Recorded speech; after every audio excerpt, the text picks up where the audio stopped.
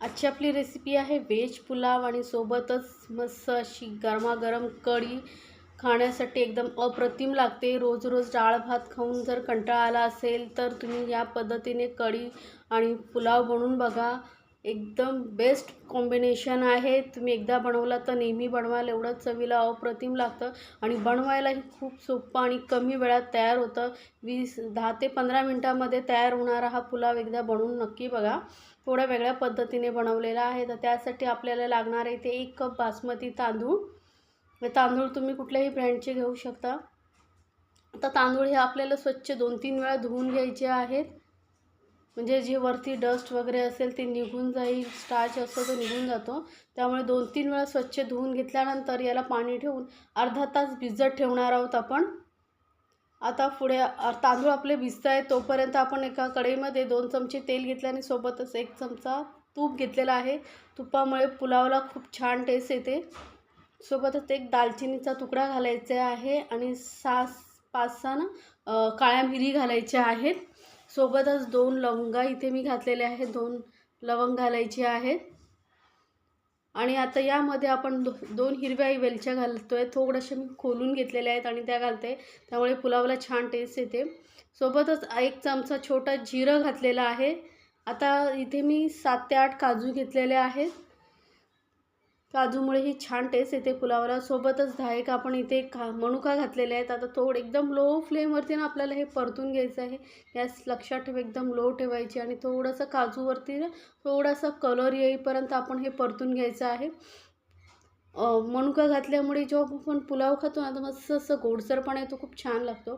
सोबतच 1 मोठा चमचा भरून मी ते आलं, लसूण आणि हिरवी मिरचीचं पेस्ट करून घेतलेली आहे, ती घातलेली आहे। आता मिरची तुम्हाला यामध्ये मी 2 मिरच्या घातलेल्या आहेत। तुम्हाला जर तिखट जास्त आवडत असेल तर थोडं मिरचीचं प्रमाण ना वाढवलं तरी चालेल।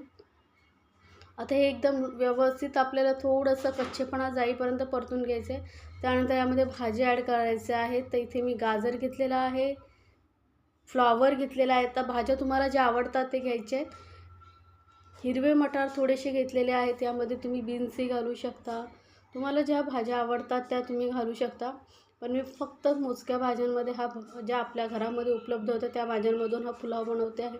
तुमच्याकडे जे भाज्या उपलब्ध असतील ना त्याने तुम्ही हा पुलाव बनवू शकता, असं नाही आहे की ह्याच भाज्या पाहिजे।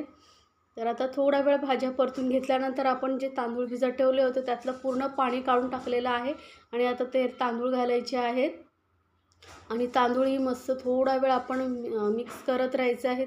तुपामध्ये जेवढं चांगले परतून घ्याल तेवढं छान टेस्ट येते। तर थोडा वेळ मिक्स करत राहायचं आहे, एकदम लो फ्लेम ठेवलेली आहे, म्हणजे कसं तांदूळ खाली लागत नाही। थोडा हलका ना थोडंसं एकदम हलक्या हाताने थोडंसं मिक्स करत राहायचं आहे, म्हणजे काय होतं तांदूळ तुटला नाही पाहिजे, म्हणून एकदम हलक्या हाताने फक्त अलगद असं मिक्स करत राहायचं आहे। आता व्यवस्थित मिक्स झाल्यानंतर यामध्ये 2 कप पाणी घालायचं। आपण 1 कप तांदूळ घेतले होते त्याच कपाने आपण 2 कप इथे पाणी घालतोय आणि आता आपण हा राईस तो व्यवस्थित शिजू द्यायचा आहे। तर मी इथे कोमट पाणी घेतलं होतं, थंड पाणी घालू नका, थोडं कोमट करून घाला म्हणजे लवकर राईस शिजतो। आता यामध्ये घालूया चवीनुसार मीठ, परत थोडंसं मिक्स करून घेऊया म्हणजे मीठ सर्वत्र एकसारखं लागलं जाईल। मस्त किती झटपट होतो बघा हा पुलाव बनवायला, अजिबात जास्त वेळ लागत नाही। आता याला कवर करून आपण एकदम लो फ्लेमवरती 10 मिनटं ठेवून देऊया, म्हणजे व्यवस्थित तो शिजला जाईल। तोपर्यंत आपण कढी बनवून घेऊया। तर कढी बनवण्यासाठी मिक्सर जारमध्ये मी 1 कप दही घेते। जास्त आंबट दही घेऊ नका, थोडं गोडसरच दही घ्या। दह्यानंतर इथे मी थोडंसं पाणी घालते, जास्त पाणी नाही घातलं आहे, थोडंसं पाणी घालते, साधारण पाव कपपेक्षा थोडं कमी पाणी घातलं आहे आणि पाव चमचा एवढी हळद घालायची आहे आणि सोबतच 1 चमचा इथे बेसन घातलेलं आहे। बेसनमुळे कढीला छान बाइंडिंग येते आणि दाटसरपणा येतो। आता हे मिक्सरमध्ये थोडा वेळ फिरून घेऊया आपण। तर हे मिश्रण आपलं तयार आहे, तोपर्यंत आपण राईस पुलाव चेक करूया। तर बघा तो मस्त असा शिजत आलेला आहे आणि पाणीही आता थोडं आटलेलं आहे, अजून थोडं पाणी आहे ना, त्यामुळे अजून याला थोडा वेळ आपण 2-3 मिनटं वाफ देऊन घेऊया। तोपर्यंत आपण कढी बनवून घेऊया, कढीला फोडणी देऊया। तर कढीसाठी मी कढईमध्ये तेल घेतलेले 2 चमचे, त्यामध्ये परत 1 चमचा दालचिनीचा तुकडा घालायचा आहे, 2 लसूण मोठ्या साईजच्या मी छोट्या तुकड्यांमध्ये कट करून घेतलेले आहे. लसणाचा फ्लेवर छान येतो आणि दालचिनीही नक्की घालून बघा, मस्त फ्लेवर येतो कढीला. थोडा वेळ हलकासा ना मिक्स करून घ्यायचं आहे, परतत राहायचं आहे तेलामध्ये. लसूण थोडासा फ्राय झाला पाहिजे. त्यानंतरच आपण यामध्ये अर्धा चमचा राई घालायचं आणि अर्धा चमचा जिरं घालायचं आहे. राई थोडंसं तडकली का मग जिरं घालायचं आणि थोडं परत मिक्स करून घेऊया. हलकंसं फ्राय व्हायला पाहिजे सर्व साहित्य. आता यामध्ये आपण तिखटपणासाठी एक हिरवी मिरची मोठ्या साईजची मी बारीक तुकडे मीडियम साईजचे तुकडे करून घेतलेले, सोबतच कढीपत्ता घालायचे आहेत.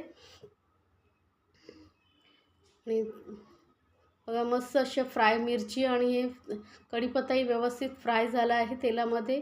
तर यामध्ये आता डायरेक्ट आपण कढी जी दही मिक्सरमध्ये हे करून ठेवलं ते नाही घालायचं, थोडंसं पाणी घालायचं आहे. नाही तर दही फाटू शकतं गरम गरम कढी असं ओतलं तर फोडणीमध्ये. म्हणून थोडंसं अगदी अर्धा कप एवढं मी आधी पाणी घातलेलं आहे. त्यानंतरच आपण यामध्ये जे मिक्सरमध्ये दही फेटून ठेवलं होतं ते घालायचं आहे. आता कढी ही थोडी घट्टसरच चांगली लागते, त्यामुळे मी जास्त पाणी घातलेलं नाही आहे, फक्त अर्धा कप एवढंच पाणी वरून ॲड केलेलं आहे. तर आता तुम्हाला कढी किती पातळ किंवा घट्ट हवी आहे त्यानुसार तुम्ही यामध्ये पाणी ॲडजस्ट करू शकता. चवीनुसार मीठ आणि अगदी थोडंसं अर्धा चमचे एवढे साखर घातलेले आहे. साखरेमुळे ना छान असा फ्लेवर येतो. अगदी गोड होत नाही पण थोडंसं असं गोडसरपणा येतो ना, खूप छान लागते कढी. त्यामुळे थोडंसं यामध्ये साखर घातलेली. आता यामध्ये वरून थोडीशी बारीक कापलेली कोथिंबीर घालूया आणि मिक्स करून घेऊया. मी दाखवलेल्या रेसिपी जर तुम्हाला आवडत असतील तर चॅनलला लाईक्स, कमेंट्स आणि सबस्क्राईब करायला विसरू नका. सोबतच बेल आयकॉनवरतीही क्लिक करा, म्हणजे माझ्या नवीन रेसिपीची नोटिफिकेशन लगेचच तुमच्यापर्यंत पोहोचेल. आता कढीला आपण एकदम लो फ्लेमवरती ठेवायचं आहे, नाहीतर दही आहे त्यामुळे पटकन वरती येतं. त्यामुळे सतत मिक्स करत राहायचं आहे, नाहीतर पटकन वरती येईल आणि मग ती जी टेस्ट आहे आपल्या कढीची ती निघून जाईल. त्यामुळे एकदम लो फ्लेमवरती हे बघा पटकन वरती यायला लागलेला आहे, त्यामुळे चमचा जो आहे तो असं सतत हलवत राहायचं आहे.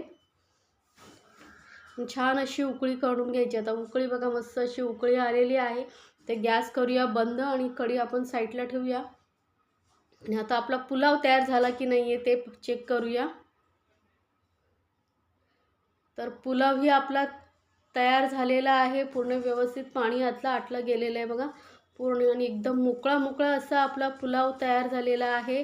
अजिबात एकत्र झालेला नाही आहे. त्यामुळे व्यवस्थित असा हा मी रेसिपी तुम्हाला सांगितलेली आहे. पाण्याचं प्रमाण कसं घ्यायचं आहे तेही सांगितलेलं आहे, किती घ्यायचं आहे. तर नक्की झटपट बनवा आणि ही रेसिपी तुम्हाला नक्की आवडेल. एवढी चविष्ट आणि अप्रतिम लागते. आणि राईस व किती पुलाव छान दिसतो आहे. सोबतच ही मस्त अशी पिवळी गरमागरम कढी आणि व्हेज पुलाव. तर नक्की बनवा आणि मला कमेंट्समध्ये नक्की सांगा तुम्हाला ही रेसिपी कशी वाटली. आणि अशाच छान छान रेसिपीसाठी आपल्या चॅनलला सबस्क्राईब करायला विसरू नका. सोबतच बेल आयकॉनवरती क्लिक करा, म्हणजे माझ्या नवीन रेसिपीची नोटिफिकेशन लगेचच तुमच्यापर्यंत पोहोचेल. आणि रेसिपी तुम्हाला कशी वाटली ते नक्की कळवा आणि कमेंट्समध्ये तुम्हाला कुठली रेसिपी पाहायला आवडेल तेही कळवा.